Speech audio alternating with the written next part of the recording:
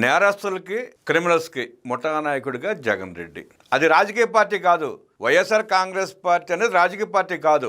నేరస్తులు క్రిమినల్స్తో కూడిన ముఠా జగన్ ముఠా. తప్పు చేసిన తమ నాయకులను గుడ్డిగా సమర్థిస్తూ రౌడీలకి, గోండాలకి, బెట్టింగ్ బ్యాచ్లకి ముఠా నాయకుడిగా వ్యవహరిస్తున్నాడు జగన్ రెడ్డి. పరామర్శల పేరుతో రౌడీలు, బ్లేడ్ బ్యాచ్లు, గంజాయి బ్యాచ్లు, దోపిడీదారులు, కబ్జాకోరులు, హత్యల ముఠాకి ఒత్తాసు పలుకుతూ సమర్థిస్తూ వాళ్ళకి మద్దతుగా నిలుస్తూ శాంతి భద్రతల సమస్య సృష్టిస్తున్నాడు. ప్రజాస్వామ్యంలో చట్టం ముందు అందరూ సమానమేనని రాజ్యాంగం ఘోషిస్తోంది. జగన్ రెడ్డికి మాత్రం రాజ్యాంగం వద్దు, చట్టాలు వద్దు, వ్యవస్థల మీద గౌరవం లేదు, పోలీసులు అంటే భయం లేదు, భక్తి లేదు. రెచ్చగొట్టాలి, తన ముఠాన్ని రెచ్చగొట్టాలి, పోలీసుల మీదకు ఉసుగొల్పాలి, కేసులు పెట్టించుకోవాలి. శాశ్వతంగా జగన్ రెడ్డితో పాటు ర్యాలీ అయ్యేవాళ్ళు కేసులతో మగ్గిపోతూ కోర్టుల చుట్టూ తిరుగుతూ వేరే పార్టీలోకి చేరే అవకాశం లేకుండా వాళ్ళని ఎలా నేరస్తులుగా తయారు చేస్తున్నాడో చూస్తూనే ఉన్నాం. జగన్ రెడ్డిని నమ్ముకుని తిరిగేవాళ్ళు, సమాజం చేత్కరించుకుంటున్న వాళ్ళు ఆ గంజాయి మత్తులోనో చీప్ లిక్కర్ కోసం అలవాటు పడో జగన్ రెడ్డిని నమ్ముకుని నిలువులో మునిగిపోతున్నారు. కుటుంబాలను నాశనం చేసుకుంటున్నారు, సమాజానికి దూరం అయిపోతున్నారు, వాళ్ళ భవిష్యత్తుని వాళ్లే నాశనం చేసుకుంటున్నారు. కానీ అధికార దాహంతో స్వార్థ రాజకీయ ప్రయోజనాల కోసం నైతిక విలువలను గాలికి వదిలేసి తీవ్రమైన నేరాలకు పాల్పడి కటకటాలకు నెట్టబడిన రౌడీ షీటర్లు క్రిమినల్స్ను పరామర్శించడానికి వెళ్ళడం, వారి నేరాలను బహిరంగంగా సమర్థించడం అత్యంత ఆందోళనకరమైన పరిణామం. ముఖ్యంగా మాజీ ముఖ్యమంత్రి పులివెందుల ఎమ్మెల్యే జగన్ రెడ్డి తన పార్టీ నేతల్లో జైలు పాలైన క్రిమినల్స్ను, హంతకులను, అవినీతి పరులను ప్రత్యేకంగా వెళ్ళి కలవడం, పరామర్శించడం ద్వారా ఈ సమాజానికి ఎటువంటి సందేశాన్ని ఇస్తున్నారు అంటున్నారు ప్రజలు. ఒక పార్టీ అధ్యక్షుడు జైలులో ఉన్న క్రిమినల్స్ను లేదా హంతకులను పరామర్శించడం సమాజంలో నేరస్తులకు ఒక తప్పుడు సంకేతాన్ని పంపుతుంది. మీరు ఎలాంటి నేరాలకైనా పాల్పడండి, నేను మా పార్టీ మీకు అండగా ఉంటుందనే భరోసా ఇస్తున్నాడు. ఇది నేరస్తుల భయాన్ని పోగొట్టి మరింత అరాచకత్వానికి దారితీసే పరిణామం. హత్యలు, దాడుల కారణంగా సర్వస్వం కోల్పోయి రోధిస్తున్న నిర్దోషుల కుటుంబాలు న్యాయం కోసం ఎదురు చూస్తుంటాయి. ఆ సమయంలో నేరానికి పాల్పడిన నిందితుడిని ఒక ప్రముఖ రాజకీయ పార్టీ నాయకుడు వెళ్ళి పరామర్శించి అతడిని హీరోలా ప్రొజెక్ట్ చేయడం బాధితుల క్షోభను మరింత పెంచడమే అవుతుంది. నేరస్తులను, జైలుకు వెళ్లిన వారిని సమర్థించడం వల్ల ప్రజల్లో అవినీతి, అరాచకం, హత్యలు నేరం కావనే భావన కలుగుతుంది. జగన్రెడ్డి చర్యలతో యువత మరింత పెడదవ పట్టే ప్రమాదం ఉంది. చట్టాన్ని ఉల్లంఘించిన, హింసకు పాల్పడిన, హత్యలు చేసిన, చివరికి రాజకీయ అండదండలతో బయటపడొచ్చిన ఆలోచన వారిలో కలుగుతుంది. ఇది రాష్ట్రంలో శాంతి భద్రతల క్షీణతకు, సామాజిక అశాంతికి దారితీస్తుంది. రాజకీయం అంటే ప్రజలకు సేవ చేయడానికి తప్ప హంతకులకు కొమ్ము కాసు సమర్థించడానికి కాదని జగన్ రెడ్డి తెలుసుకోవాలి. ఒక రాజకీయ పార్టీ అధినేతగా తన పార్టీకి చెందిన వివాదాస్పద నాయకుల విషయంలో పదే పదే రాజకీయ రక్షణగా నిలుస్తున్నాడనే విమర్శలు రావడంపై ప్రజలకు వివరణ ఇవ్వాల్సిన బాధ్యత జగన్పై ఉంది.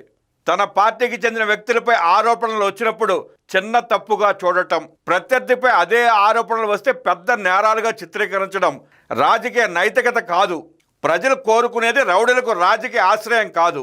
జగన్ రెడ్డి తన కార్యకర్తలకు ధైర్యం చెప్పడం తప్పు కాదు, కానీ రాజకీయ పలుకుబడిని ఉపయోగించి నిందితుల తరపున గొంతెత్తడం, ప్రతి కేసును రాజకీయ కక్షగా చిత్రీకరించడం, పోలీసు దర్యాప్తునే ప్రశ్నించడం అంటే ప్రజలకు ఏం సందేశం ఇస్తున్నారు అన్నది అసలు ప్రశ్న. రాజకీయ ప్రయోజనాల కోసం ప్రతి దర్యాప్తును కక్షగా, ప్రతి కేసును వేధింపుగా, ప్రతి అరెస్టును ప్రజాస్వామ్య హత్యగా చిత్రించడం ఏమిటి? జగన్ రెడ్డి అధికారంలో ఉన్నప్పుడు ఒక ప్రమాణం, ప్రతిపక్షంలో ఉన్నప్పుడు మరో ప్రమాణం పాటించడాన్ని ప్రజలు గమనిస్తున్నారు. ఆయన సీఎంగా ఉన్న సమయంలో ప్రతిపక్ష నేతలు, కార్యకర్తలపై నమోదైన కేసులను జగన్ ప్రభుత్వం సమ్మతించిన సందర్భాలు ఎన్నో ఉన్నాయి. ఇప్పుడు అదే చట్టపరమైన వ్యవస్థ వైసీపీ నేతలపై చర్యలు తీసుకుంటే దానికి మొత్తం రాజకీయ కక్షగా కొట్టిపారేయడం ఏ విధమైన నైతికత? అధికారంలో ఉన్నప్పుడు చట్టం గొప్పదా? ప్రతిపక్షంలోకి వచ్చిన తర్వాత ఆ చట్టం కక్ష సాధింపు అవుతుందా అని జగన్ సూటిగా ప్రజలు అడుగుతున్నారు. ప్రజాస్వామ్యం, రాజ్యాంగం, న్యాయం గురించి పదే పదే మాట్లాడుతున్నారు కదా, అధికారంలో ఉన్నప్పుడు వాటికి ఆచరణలో ఇచ్చిన విలువ ఏమిటి అంటున్నారు ప్రజలు. మరి ప్రజల ప్రశ్నలకు సమాధానం చెప్పగలవా జగన్ రెడ్డి? నీ పార్టీ వారిని అరెస్ట్ చేస్తే రాజకీయ కక్ష, ప్రత్యర్థి పార్టీ వారిని అరెస్ట్ చేస్తే చట్టం తన పని తాను చేసినట్లు అవుతుందా? మీ పార్టీ కార్యకర్తలు, నాయకులపై కేసు పెడితే అక్రమ కేసు, ప్రత్యర్థి వారిపై కేసు పెడితేనే నేరానికి శిక్షణ. ఇలాంటి ద్వంద్వ ప్రమాణాలు ప్రజాస్వామ్యానికి మంచిదా జగన్ రెడ్డి? విభజన గాయ నుంచి కోలుకుంటున్న ఆంధ్రప్రదేశ్కు ఇప్పుడు కావాల్సిన రౌడీజాన్ని, క్రిమినల్స్ ను ప్రోత్సహించే సంస్కృతి కాదు, శాంతి భద్రతలు, చట్టబద్ధ పాలన కావాలి. కావున నేరారోపణలు ఎదుర్కొంటున్న వారి చుట్టూ రాజకీయ రక్షణ గోడలు కడుతూ ప్రతి కేసును రాజకీయ కక్షగా చిత్రీకరిస్తూ పోతే మీరు ప్రజల కోసం పని చేస్తున్నారా, లేక మీ రాజకీయ పలుకుబడితో నేరస్తులకు రక్షణ కవచంగా నిలుస్తున్నారా అని ప్రజలు అడుగుతున్న ప్రశ్నలకు జగన్ రెడ్డి సమాధానం చెప్పాల్సి ఉంటుంది. 5 ఏళ్లు ముఖ్యమంత్రిగా పనిచేసిన వ్యక్తి బాధ్యతగా వ్యవహరించాలని తమ నేతలకు చెప్పాల్సింది పోయి తప్పు చేసిన వారిని సమర్థించడం దిగజారుతున్న రాజకీయాలకు నిదర్శనమని చెప్పక తప్పదు. గతంలో గుంటూరు జిల్లాలో గంజాయి వ్యాపారంతో సంబంధం ఉన్న వారిని పోలీసులు కొట్టారు. వారి పరామర్శ పేరిట అక్కడికి వెళ్లిన జగన్ రెడ్డి గంజాయి వ్యాపారం చేసిన రౌడీ మోకను శుద్ధ పోసలు అంటూ సమర్థించాడు. పార్టీ పరంగా కాకుండా తన సొంత మీడియా ద్వారా కూడా ఆయన నేరస్తులకు అండగా నిలిచే ప్రయత్నం చేస్తున్నాడు. వైసీపీ మాజీ ఎమ్మెల్సీ అనంతబాబును దళిత డ్రైవర్ వీధి సుబ్రహ్మణ్యం హత్య కేసులో ప్రత్యేక దర్యాప్తు బృందం కీలక నిందితుడిగా పేర్కొంది. అయినా ఆయన్ను పక్కన కూర్చోబెట్టుకుని రాజకీయం చేశాడు గత 5 ఏళ్లు. వైఎస్ వివేకానంద రెడ్డి హత్య ఆంధ్రప్రదేశ్ రాజకీయ చరిత్రలోనే అత్యంత సంచలనాత్మకమైన కేసుల్లో ఒకటి. ఈ కేసులో YCP MP YS Avinash Reddy ఆరోపణలు ఎదుర్కొన్న ఆయన్ను జగన్ రాజకీయంగా సమర్థిస్తూ కాపాడుకునే ప్రయత్నం చేశాడు. టీడీపీ జాతీయ కార్యాలయంపై దాడి కేసులో నిందితుడిగా ఉన్న నందిగం సురేష్ ఏదో స్వాతంత్ర సమరయోధుడైనట్లు పరామర్శకు జైలుకు వెళ్ళాడు. ఎన్నికల సమయంలో ఈవీఎంను ధ్వంసం చేయడంతో పాటు హత్యాయత్నం కేసులో నెల్లూరు సెంట్రల్ జైల్లో ఉన్న మాచర్ల మాజీ ఎమ్మెల్యే పెన్నెల్లి రామకృష్ణారెడ్డిని పరామర్శించేందుకు జగన్ రెడ్డి జైలుకు వెళ్లడం, వినుకొండలో వ్యక్తిగత కక్షల నేపథ్యంలో హత్యకు గురైన రషీద్ కుటుంబాన్ని పరామర్శించే పేరుతో రాజకీయం చేశాడు.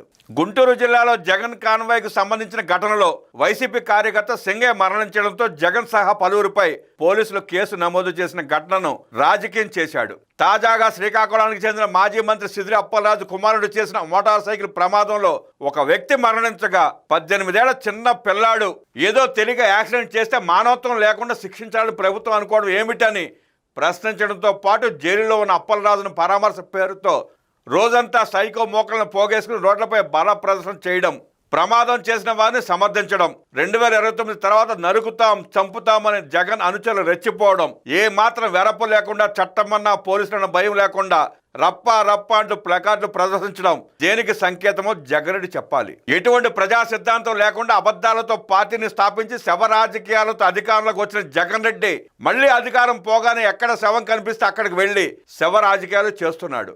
ఆయన ముఖ్యమంత్రిగా ఉన్నప్పుడు అనేక సంఘటనలు జరిగి అనేక మంది చనిపోయారు. మరి అప్పుడు ఏనాడు పరామర్శకు వెళ్ళలేదు జగన్. జగన్ రెడ్డి సీఎంగా ఉండగా తిరుపతి రుయా ఆసుపత్రిలో ఆక్సిజన్ అందక 21 మంది చనిపోయినా వెళ్ళలేదు. అన్నమయ్య ప్రాజెక్టు గేటు కొట్టుకుపోయి 33 మంది చనిపోయినా పరామర్శించలేదు. గోదావరిలో కచ్చలూరు వద్ద బోటు ప్రమాదంలో 30 మంది చనిపోయినా కన్నెత్తి చూడలేదు.